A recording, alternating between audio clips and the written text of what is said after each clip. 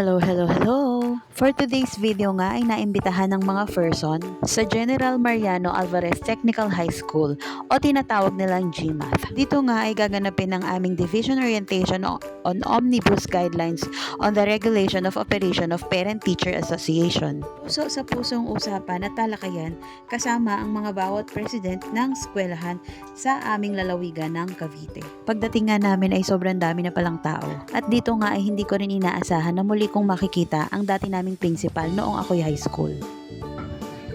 Sapagkat hindi po lahat ng pangangailangan namin ay kayang ibigay ng DepEd. Dito nga ay nagsalita na rin ang ibang speaker. At syempre ang pinakahihintay ng lahat, ang aming School Division Officer, Superintendent Dr. Rosemary Torres. Kayo po ang aming supporter. Kayo ang aming motivator.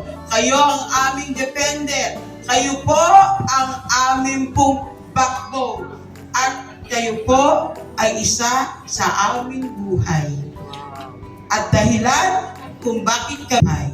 Sa inyo lahat, mga pinuno ng bawat paaralan, isang pagsaludo kasabay po ng aking taus-pusong pasasalamat.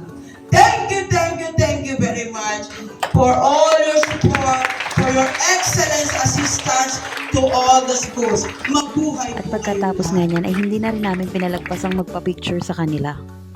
Dahil pagkatapos nga nito ay magkakaroon din kami ng oath-taking. Kaya nilubos-lubos na rin namin ang magpa-picture sa kanila. Yung ibang speaker nga hindi na namin na-picturean. Pagkatapos nga nitong aming oath-taking ay nagkayayaan pa kami sa McDo. Tamang banding at kwentuhan lang ang ginawa namin habang kumakain. At after nga nito ay kanya-kanya na kaming nagpaalaman sa bawat isa.